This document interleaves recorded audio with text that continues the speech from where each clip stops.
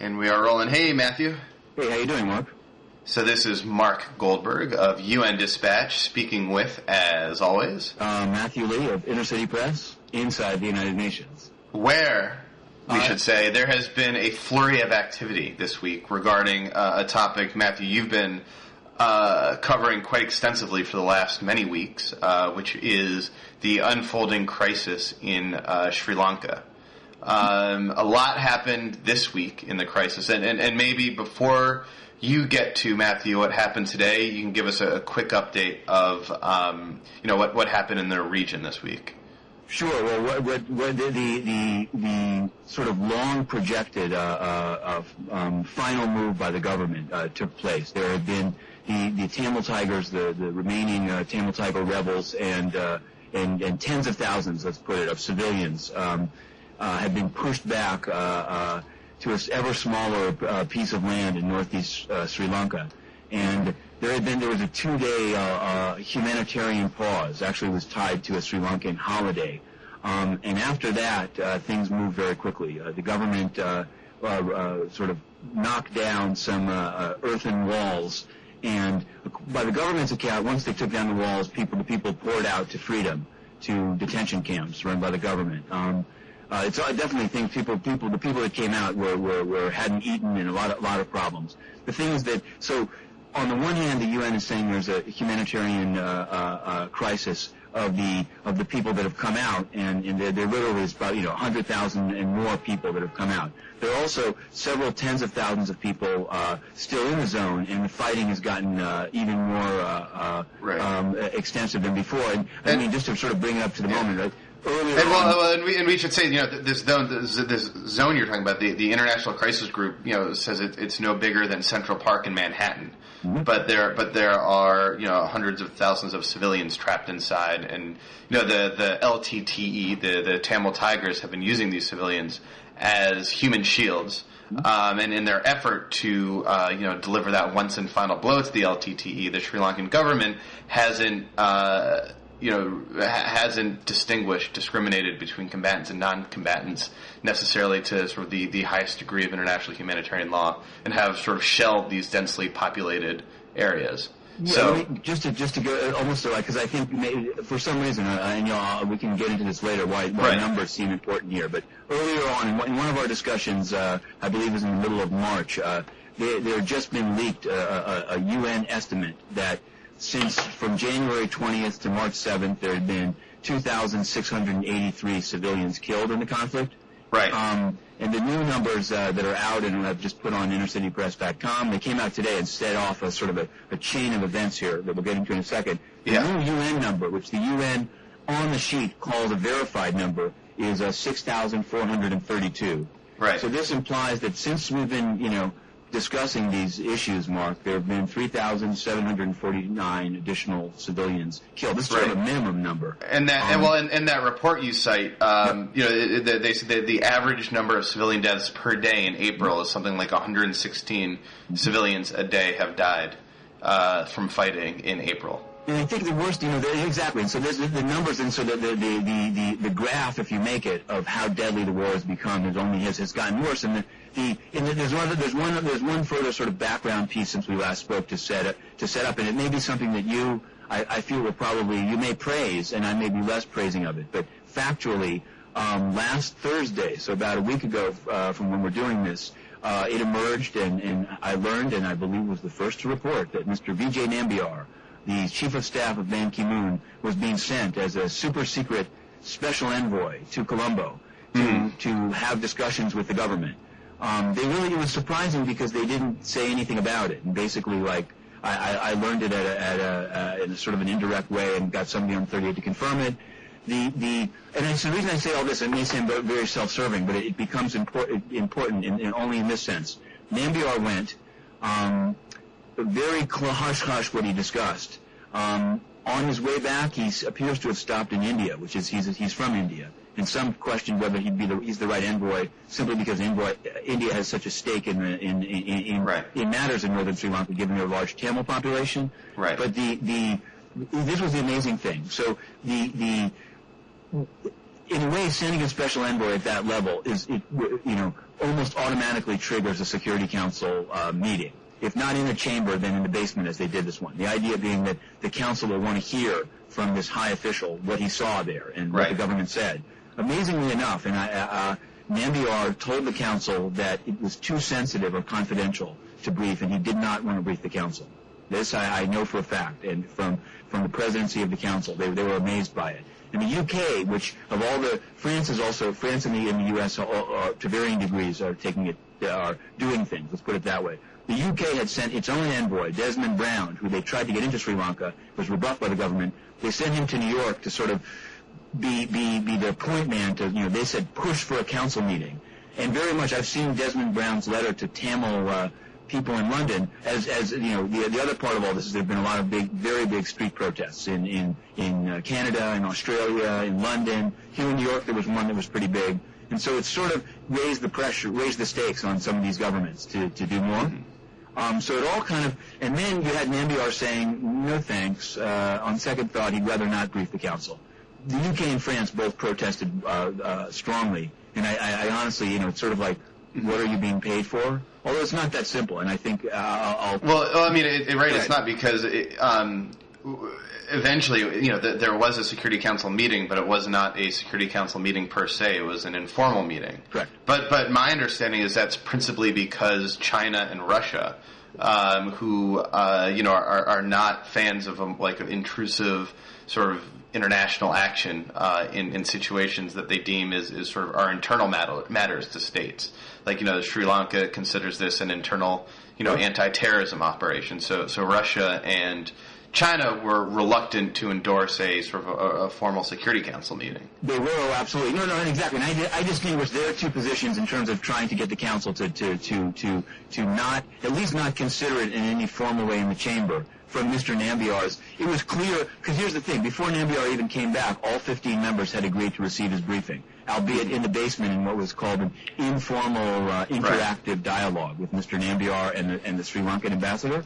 Right. So that's why it was almost rebuffing Russia and China, unless, of course, they told him, why don't you not brief? You know what I mean? I want to just throw in a sort of a veiled reference.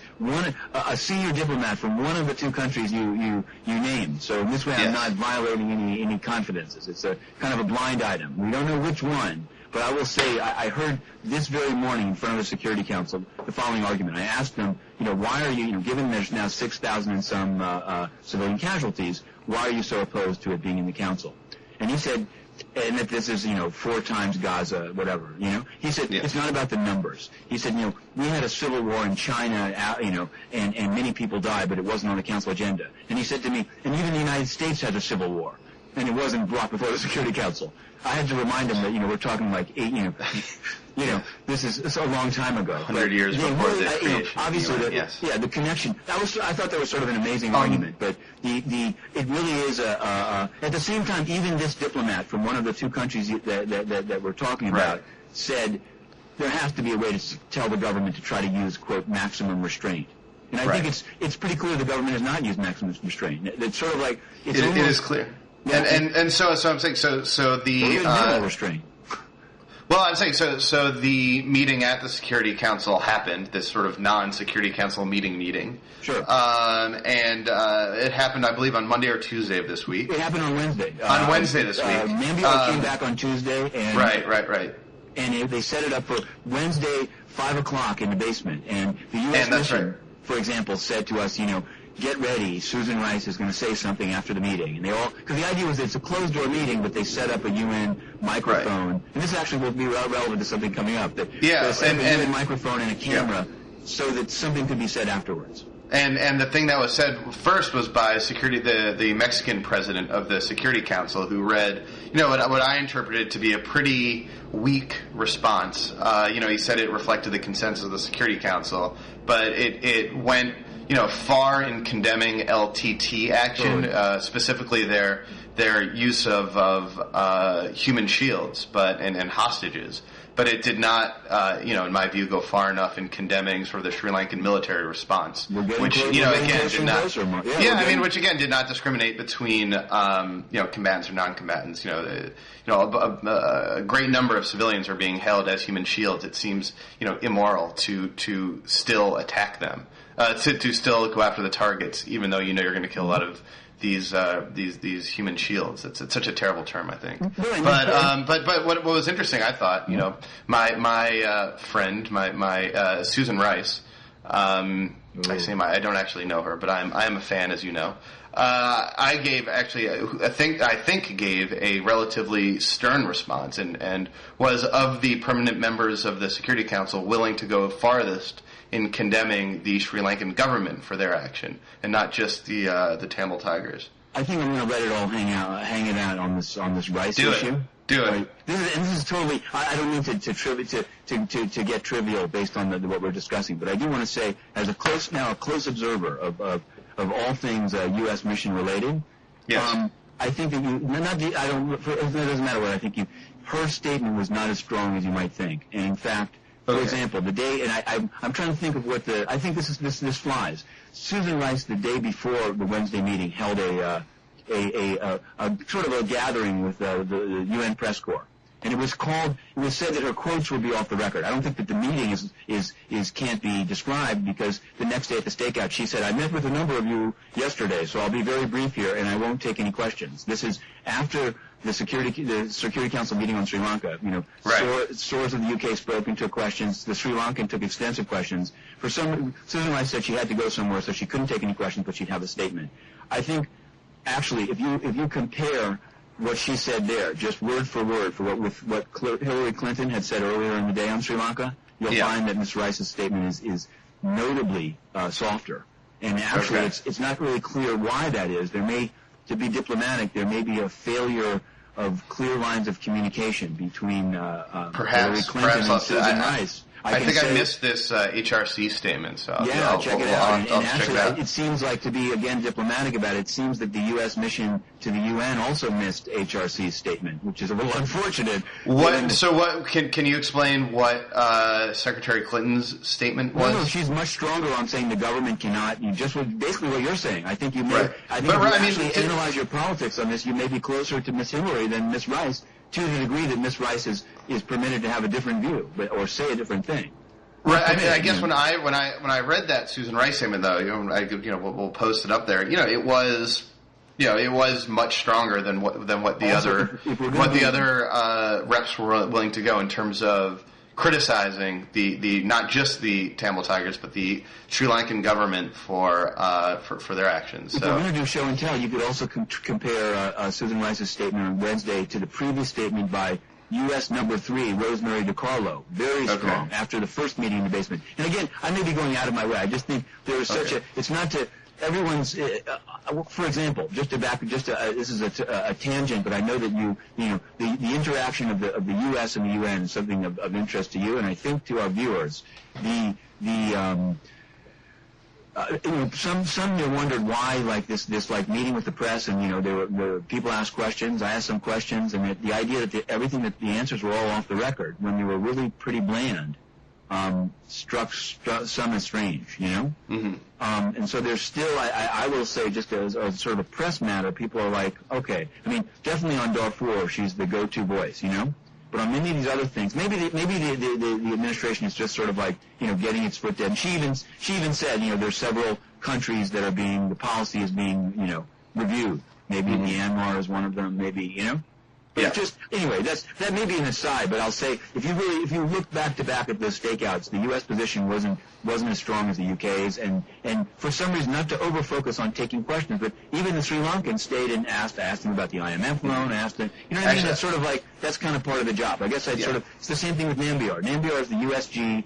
He was sent he hasn't spoken to the press either. And you can be doing a good job and want to hide your light under a bushel, but Right. Can we actually talk about that substance? Totally. Well, I want to actually go back and quickly talk about you referenced ever so quickly an IMF loan. I did.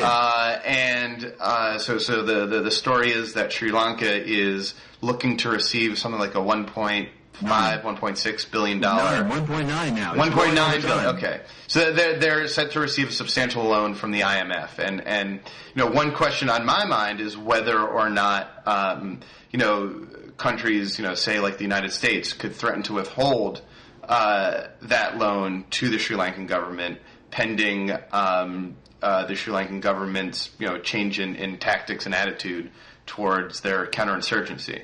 Right? That issue has been raised thoroughly. So what was the response? No, I guess here's maybe the best way to say it is as always, let me be self-centered about it. When we last spoke even in D.C., there was a press conference that day at the IMF, and actually the loan was on the verge of being ruled on, and the spokesman in response said that they were still discussing conditions. From what I've heard, Sri Lanka's understanding is that to the degree there are any conditions, it just has to do with whether the rupee could be float freely or not. But I will say this: I've sort of seen. I know that the Human Rights Watch wrote a memo to the IMF talking about the issues. It turns out that the application that Sri Lanka made explicitly references rebuilding in IDP camps in the north, and these are camps that really don't comply with international humanitarian law. People can't leave them; they're detention camps. So this is one hook.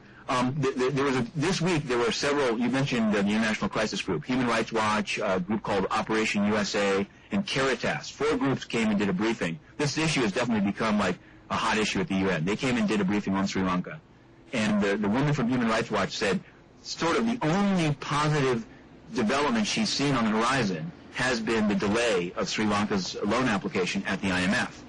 And she said, and she very much implied that it's based on the issues of the war. I'm not, there are others who are saying that as early as April 25th, which is tomorrow, in the spring meeting of the IMF, this thing could be pushed through. It's hard to believe it would be pushed through when there's go ahead. I mean, it's also hard to believe that the threat of withholding the loan, I mean, if the threat is even there, which I don't think it is, because if it were there, presumably the Sri Lankan government would not have broken the ceasefire. Right, they would not have resumed. I have to give them credit. Not give them credit. It's in a very sick way, but they are internally for public consumption, domestic politics. They take a very sovereignty, no outside pressure position. They've said it clearly. Every time. And here's the perfect example. Nambiar came back from that visit to Colombo, and Ban Ki-moon issued a statement saying he'd gotten a commitment from the government to allow a UN humanitarian mission to the conflict zone.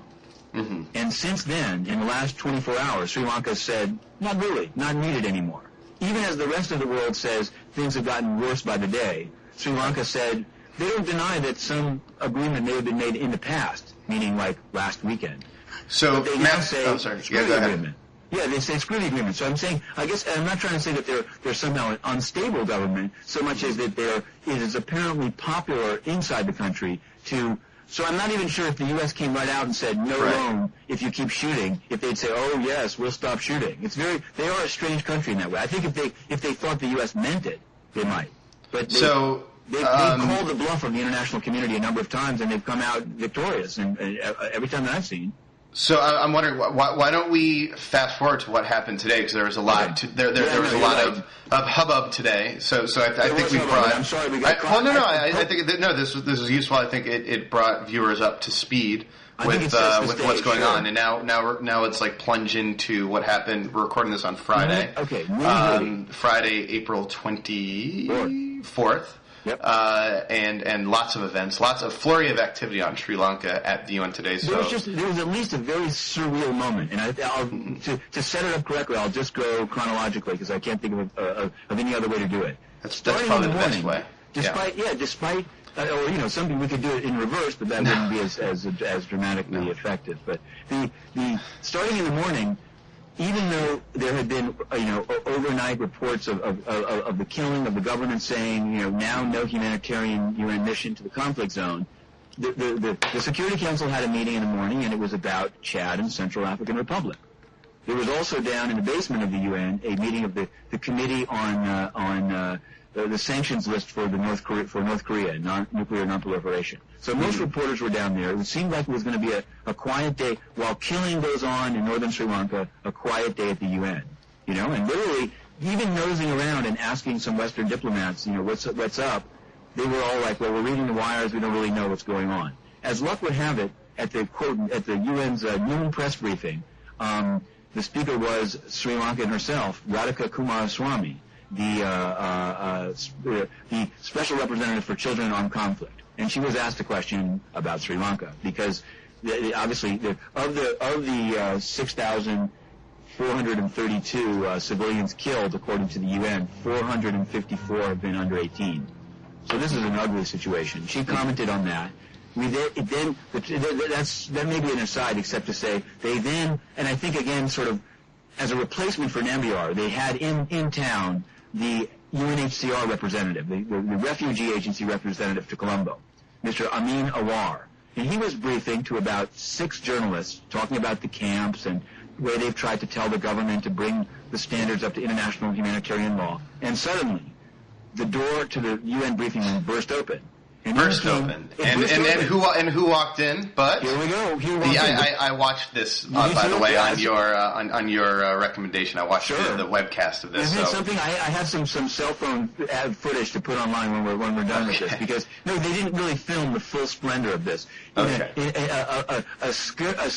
One of the sort of UN classic sparsely attended because most of the journalists were covering North Korea. That's all people are covering. There's like 6 reporters, a guy from UNHCR, a spokeswoman. The door bursts open, and in comes the president of the council, Claude Heller of Mexico, his spokesman, UK Ambassador John Soares, various Security Council staffers, and they come in with this look of expectation of like, we're here. It actually seemed like maybe the council is calling for a ceasefire. Something has happened when the president of the council bursts into the room. But the thing is that the guy from UNHCR keeps talking. He's answering some very detailed question about Jaffna and Kilinochty, Mm-hmm.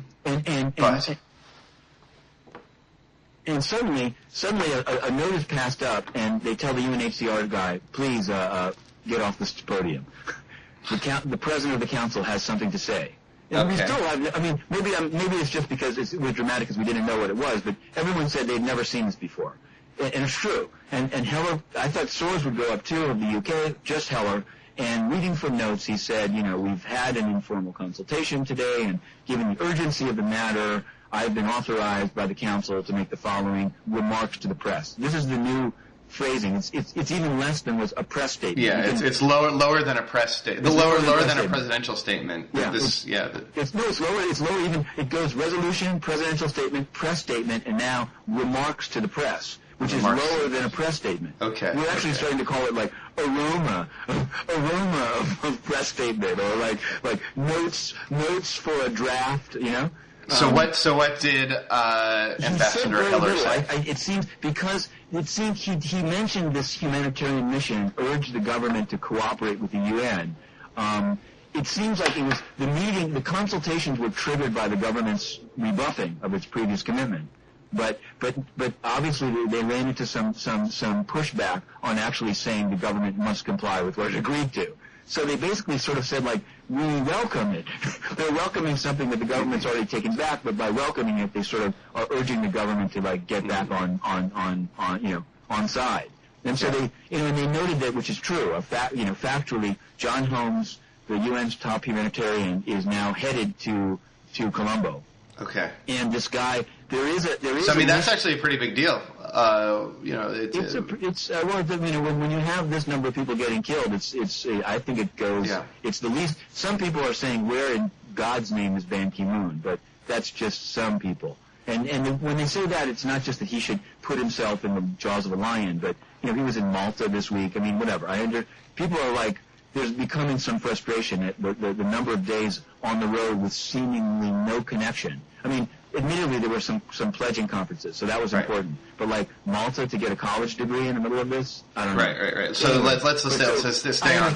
I will stay on track. I couldn't resist. So Heller read his statement, which we'll also transcribe. They don't pass this out because it's not a formal anything. Like it's hard to, we'll just transcribe it. But it basically half of it was reiterating what he'd said Wednesday, and similar to the statement that you saw in the basement, and then adding in the sort of welcoming of Trip My Homes and encouraging the government to cooperate and expressing concern about civilians. And then he got up and was going to leave. It's a press room, so we've got to shout out some questions. And the questions shouted were, has the council even discussed the 6,432 civilian casualty figure? And believe it or not, he said, we haven't had the opportunity to discuss casualties, which again, maybe he misspoke. It's hard to believe that, and then, I think to me the most strange or the most telling was, are you calling for a ceasefire? And he said, no, we're not. So it's sort of like all this, there's this flurry, and there's this, a cynic would say many of the Western countries they see what's happening, and although their own inaction to some degree, as long of course with the sort of predictable obstreperousness of Russia and China and Vietnam and others, but the surprising silence from the UK, France, the US, has helped to bring this about. I mean, what's interesting to me, at least, so this, and I wrote this on UN Dispatch today. This is the first man-made humanitarian crisis in the age of Obama. Yep. And you wonder, how these vaunted Obama advisors like Samantha Power, like Susan Rice, are what's going on behind closed doors. If people are talking about Sri Lanka, how vociferously people are talking about it, how strongly they're arguing for more action, less action in NSC meetings. It'd be a good story to write. Absolutely. I think that there's. I'd say, I think clearly. There's been a tremendous amount of devastation. 116 people a day, close to over 6,000 people since January have died. Almost 13,000 people wounded. Yep. And this is just sort of all the under. I don't want to say it's under Obama's watch, but it's the first sort of test, I think, of sort of Obama's humanitarianism. And I think for some reason, as you were laying out those numbers, it made me realize it long ago surpassed Gaza on the numbers, but now it's about to pass Srebrenica, right? So not that these are road marks, but I think everyone was sort of.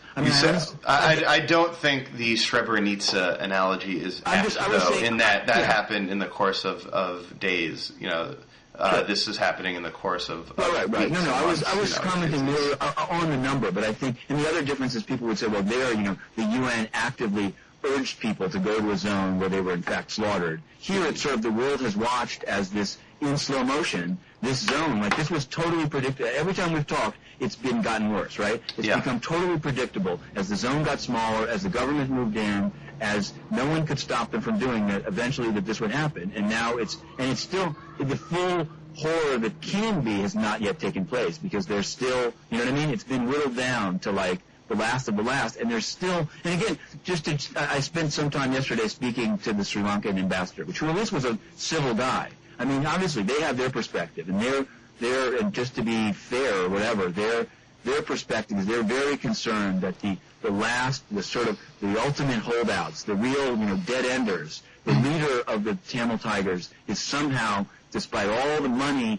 and blood and treasure they've spent, going to get away. They're very concerned about that, which is why they brook no pressure to stop firing or to allow people to escape by sea. They are hell-bent, basically, on getting this one guy, And it's really pretty extraordinary, and it's surprising that you can't even ask the question. I asked Heller, is anyone in the UN system speaking to the Tamil Tigers? And he's like, we can't talk about that here. Somebody asked the other day whether there was any discussion of either amnesty or getting these guys out of there, and it's you can't even. That's the government's red line. You know what I mean? They see red. And so it's almost like the international community is having to say, it's totally legitimate to kill the Tigers. No, I mean, the irony is that these two statements have both said that the Tigers should lay down their arms and join the political process. That's laughable. The government has zero interest in the conversion of the LTTE to a political party. It's not like the FNL in Burundi.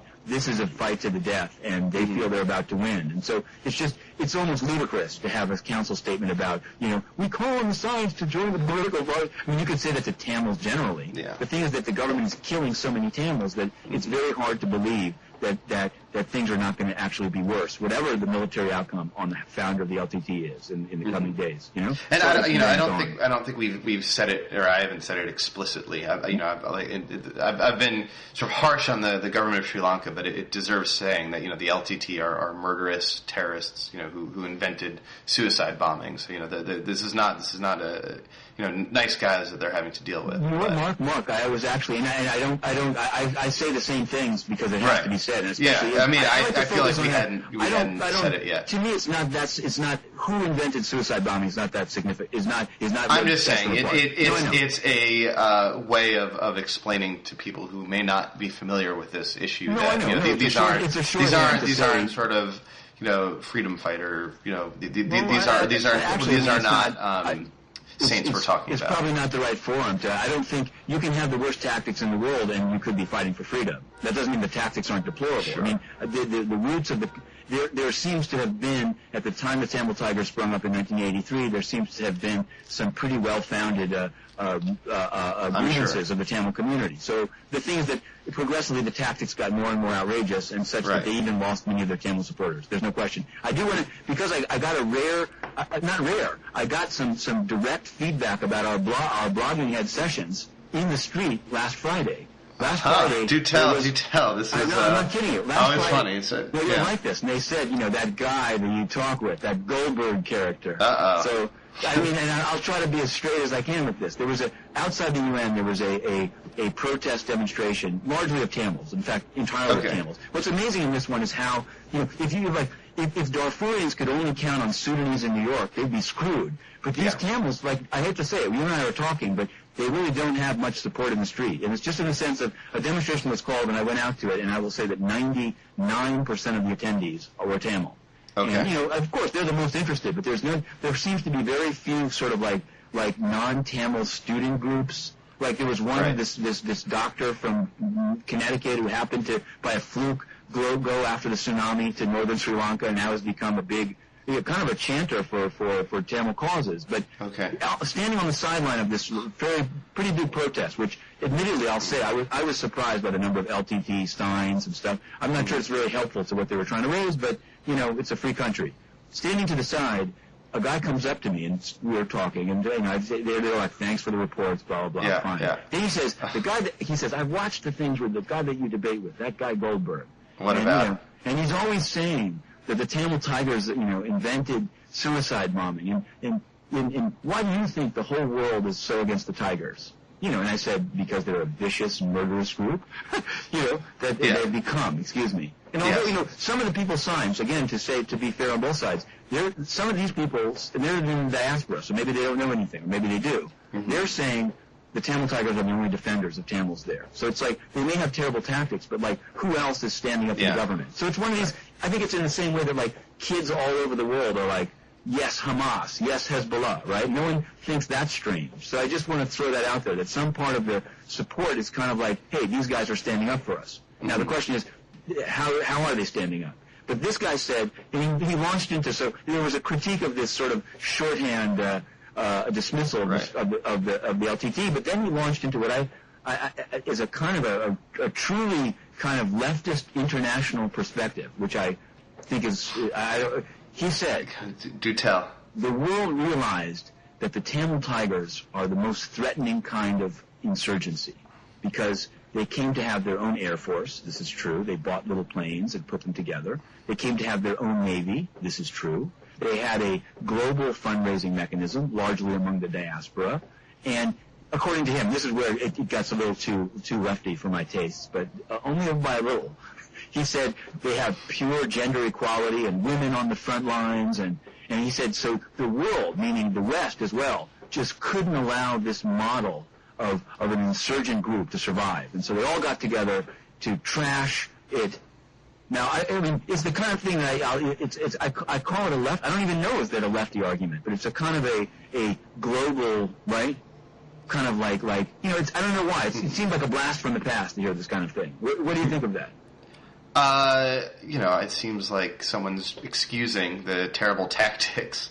It seems like a way to try to explain away horrible and murderous tactics. No, okay, but I that goes without saying. I'm just sort of saying, like, whether the idea that, like, all powerful countries have an interest in opposing. I mean, the only thing I want to say is this. What's your position on Hamas? What's your position on Hamas, Mark? Well, hold on. Let me.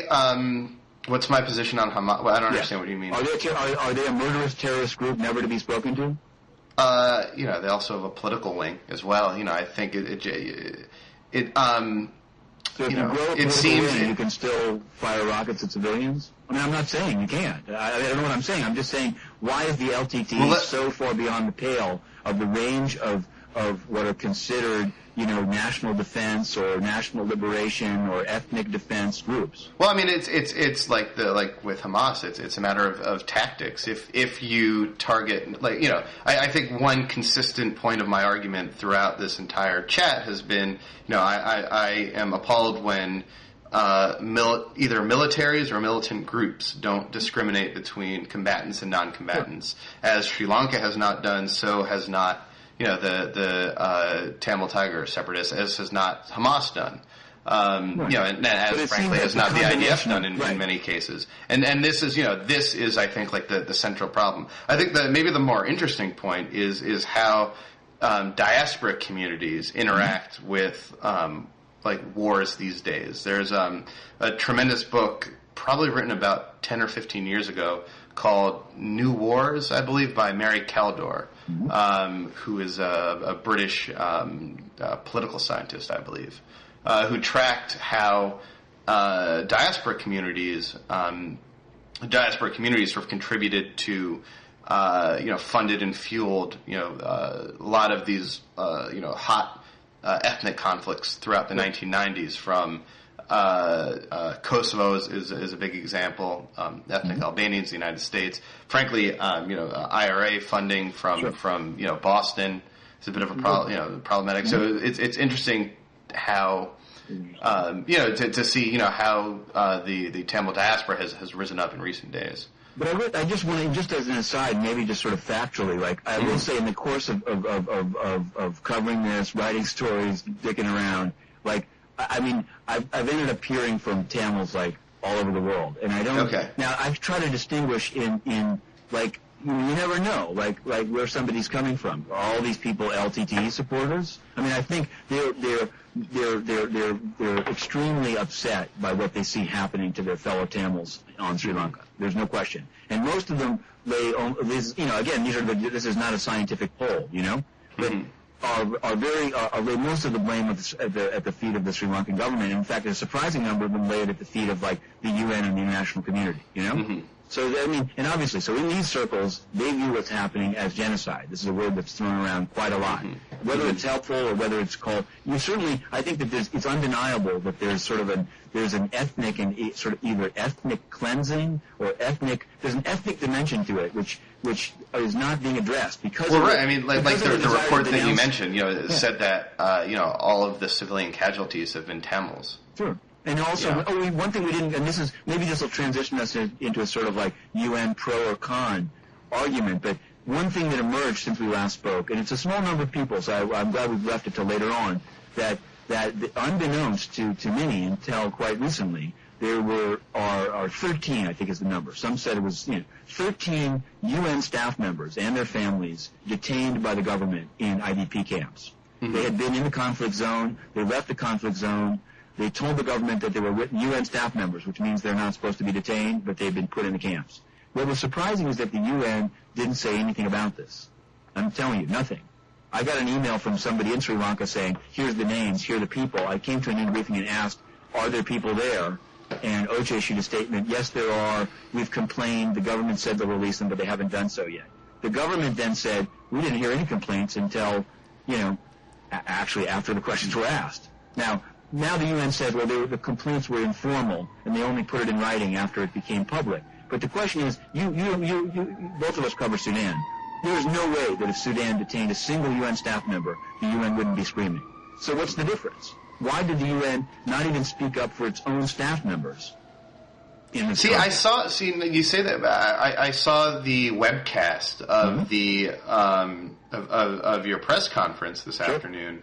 And the UNHCR representative, you asked him this question, and he said, we are in contact with the government, we are in negotiations with them to try to get these people released.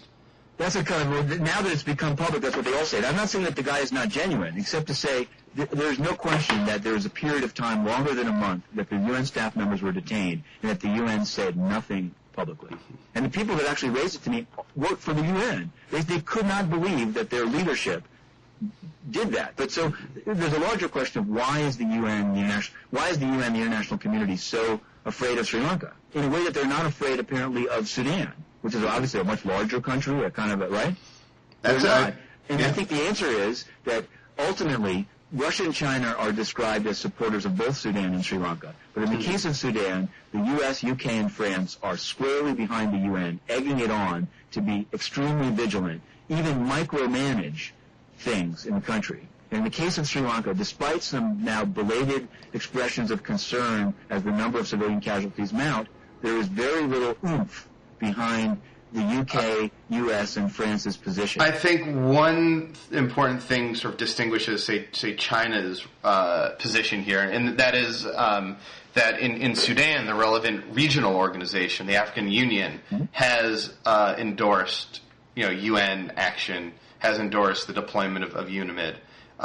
There is no sort of commensurate regional body endorsing international action in Sri Lanka, and I think that to China, this sort of the regionalism and sort of deferring to what the region wants is important.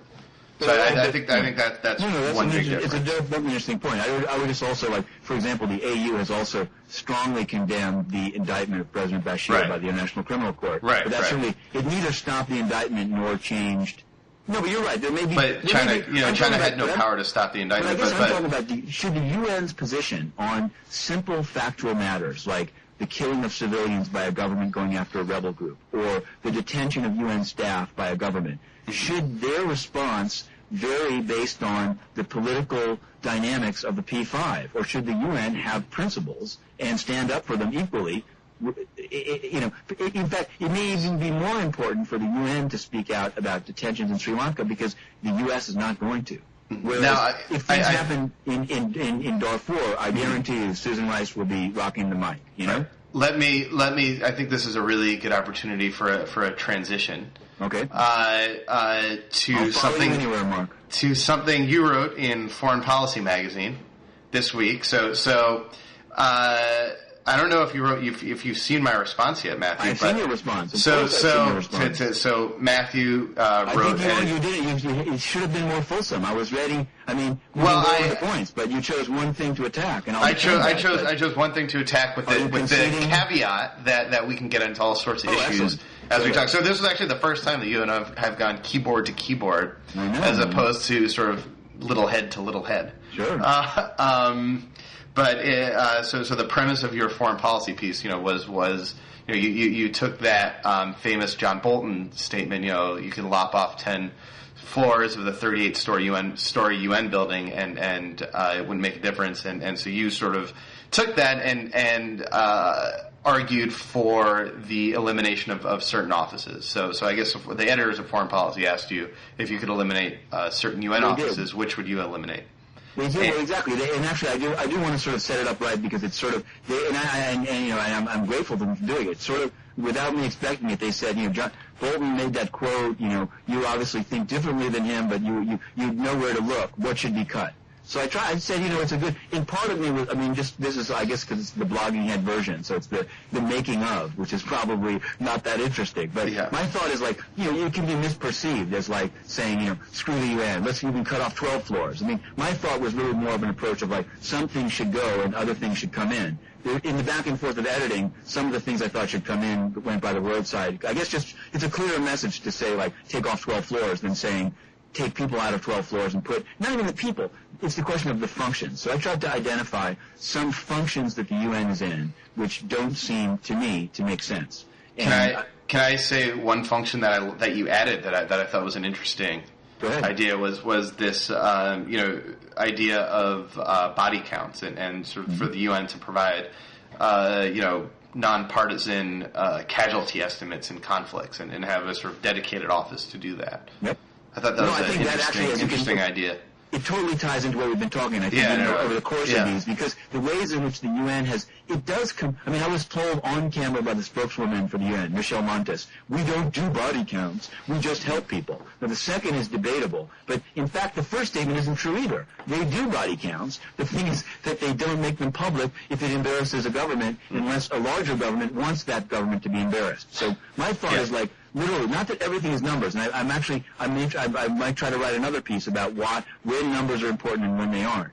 But it seemed, if you're going to sort of choose what the Security Council, or maybe that's a purely political body, what the UN Secretariat and its OCHA and humanitarian and other agencies should work on, it seems to me there should be some objective standards. Otherwise, you end up with a situation where some deaths are more important than others. And of course they are politically. But then again, from a humanitarian perspective, people are people, right? I mean, I say this because actually one of the two non-Western P5 members, I guess Russia are they Western? I don't know. I'm calling them non-Western for this purpose.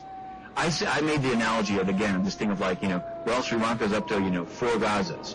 And he said, that's totally different. He said, it's not about the numbers. It's about, he said in the case of Gaza, that's about one country attacking another. And I pointed out, like, as much as whatever I may think, like, the Gaza Strip is not a country. He's like, it's only not a country because, of Israel's opposition to it. So it's sort of like, obviously, like, a smaller number of deaths, but in the right region, triggers Security Council resolution. Anyway, that's an aside. But I just think, like, whatever you end up doing with the numbers, it's imperative that the UN not be in this duplicitous position of compiling numbers but then refusing to stand behind them, and then leaking them, and then, today at least, I think we put that behind us to Sri Lanka. Today, upon questioning, they said this is a good estimate. Yeah. Whereas before they were saying we don't even have an estimate, even though I had in my hand the estimate. So I think, and the other one, and I think the one that we'll try to get directly to the sword crossing. Or we could just direct readers to the direct your to. You're right. There's no. That's right. Unless we can go for the making of. Why don't you tell me? Since I actually don't know this, Mark. So this is it may be one of my first actual sort of like question I don't know an answer to that I'm going to ask you. Do tell. I don't know. I mean, I don't even think that I know the answer. What's the origin of your response? Did you see my piece and become enraged? Did they say, No, I feel like I was set up, actually. I feel like I was contacted and asked to write a piece so that you could try to slam me down, if only does that count. Small world. An editor at Foreign Policy emailed me with a link and asked me if I wanted to write a guest post on their blog responding to it. That's it. All right. So this is pretty simple. It's sort of like the Renaissance. Are these guys like, it's like we can paint. I don't know. That's it cool. just seems funny. It's actually a good way. I was grateful for the opportunity. You and you and I, we have history, so it was a unique opportunity to use my sort of fingertips as opposed to my jaw to respond to you. So, but I do. The one thing I do want to, because we may, for example, I think we've a couple times discussed this thing of the UN Global Compact. And I know, in saying it, I'm sure I'm going to, I know the people that run the Global Compact, they're not, I speak to them, they're not bad people. The idea behind it is that, this was under Kofi Annan, the idea was that there should be a UN arm to kind of engage the corporate community and get them to sign on to human rights values on a voluntary basis. Even that, people thought it would be misused and companies would use their membership as a defense of really their own egregious practices. But to me, I want to sort of emphasize the reason I've not played along with it. I've criticized it, but taken it as a sort of a serious thing that had to be kind of critiqued. But like the UN, I think it's serious. I critique it. But the Global Compact, to my mind, has gone beyond the pale and now should be disbanded. And here's why. It's a single event that I think maybe in our last one I even said it. Ban Ki-moon named to the board of directors a South Korean businessman convicted of financial fraud in 2003. And that's it. There seems to have been no pushback. It's become, I would say, a refuge. You're not supposed to use a UN entity to rehabilitate the image of a disgraced billionaire. And when it becomes that, it's different even than Coca-Cola trying to present its mixed bad record and have a better record. It just becomes, you're just using the UN. And as believe it or not, something of a true believer in the UN's principles, I think when an unnecessary, possibly good, but unnecessary organ begins to make the whole entity smell bad, it's time to cut it loose. And so that one, you're out of here. Second function would be this, just another one. These are not huge numbers of people. Now, the people should stay in some other way, but the UN, why it writes news about itself, styled and purporting to be news, not like, sort of a press release that describes who this was said, that was said, but that purports to be a news item, but which omits anything critical of the organization. To me, I think is it's debilitating. It's insidious. It makes it's wrong. It's what a dictatorship does in the name of news. Hold on. Go ahead. First of all, you refer to the UN News Center. I frankly find UN News Center an important. It tells me sort of what is happening at the UN, what the UN is looking at that day. I think it's an important. It's a useful source for me as a blogger who covers these issues. Secondly, it's not unusual for organizations like this to have this kind of entity. The Defense Department has their own armed forces, armed services bureau, or a similar sort of non-press release news writing organ. But I've even seen them be critical. I've seen them cover controversy about the service that they are purporting to cover. You can't. It's not news. Relatedly, the United Nations has their own YouTube page, and they frequently post stories about today is we're recording this a day before World Malaria Day, so they posted a story about the fight against malaria in Sierra Leone, and I think. It's a story that probably would not have gotten told anyway. It seems like an important. It's useful to me. But this may be not to be snide, Mark. It may, if you're getting your news from the UN News Service, this may explain why we disagree about so many things. Because much of the news is not true. It's false. They'll write stories like. UN says things are going great in northern Kivu. And the next day, Reuters or AP or AFP will say the FDLR killed 16 more civilians and rampaged to town. And you go back and you look at the story and you say, why was that written? I mean, it's nice to write nice things, but it's not true. It's false. And that at least, I would say, they mean well. It just ends up being inaccurate. But I'll give you an example. So why, shouldn't you then just not write why is that an argument to get rid of the whole shebang? Why should it not be able to look at nice videos on the United Nations YouTube page? No, I guess here's what I'm saying. I would distinguish between, they have a whole other group of people here that's a part of the Department of Public Information that writes summaries of meetings and long extended transcribed quotes of what's said. I have zero problem with that. I think that informs the public what happened, and independent news outlets can take those quotes and write a story. But, I'll give you an example, and I know people that have worked in UN News Center, and in fact, you want to know what? Several of them agree with this perspective because they are told. They cover a press conference. Once they covered one about Darfur where the issue of the sole source contract with Lockheed Martin, which we've talked about long in the past, that was done, $250 million, no competition, pushed through against the advice of many in the UN. It was a major topic in the press conference, and it's nowhere in the story. And that's what I mean is it undermines the credibility of an organization that's talking about freedom of the press when the people are told what they can include and what they can't. And once they covered something in the GA where Armenia and Azerbaijan got into a discussion about Nagorno-Karabakh, and they had to leave it out of the story, simply because both countries complain about how they're portrayed. But you can't, it's not news when major things that happen right in front of your eyes can't go in it, right? You agree? I'm not saying it's the world's worst thing. It just, I think it ends up, it's debilitating to give it the name news. And the example I give in the piece is of a senior UN official, Nicholas Michel, who literally, I interviewed him, I used his quotes, and I tried to be fair to him, but he was taking money from a government for his housing against all the rules. And he said, that's not how I wanted to be portrayed. And it's like, yeah, exactly. But you should see these. Every time a senior official comes in, the UN News Service writes a glowing profile. right? They could write a glowing profile of Benon Saban. I'm not even going to pick on him. I'm saying they would leave out the fact that the person was indicted in the Southern District and is fled to Cyprus. Like, I guess I don't see it as getting rid of the whole thing, because for every one of those articles they'll write something about the UN's efforts to combat obstetric fistula that I had never in like Mali, and those articles I find useful. It tells me sort of what the news service. Do you find the Sudanese National News Agency useful? How about North Korea's? Sometimes the story is true. If they talk about agricultural production, they might be true. But when they start lying about important things, you can't take.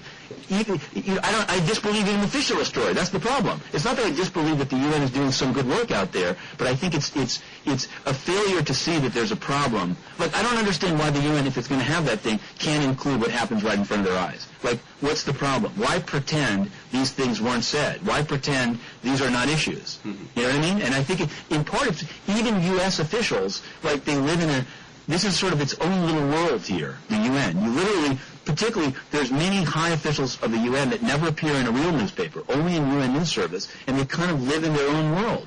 They live in their own world where they think they're doing a great job. There's no ability to hold them accountable to anything. There's no measuring of performance, and it's just, Tell us how you really think, Matthew.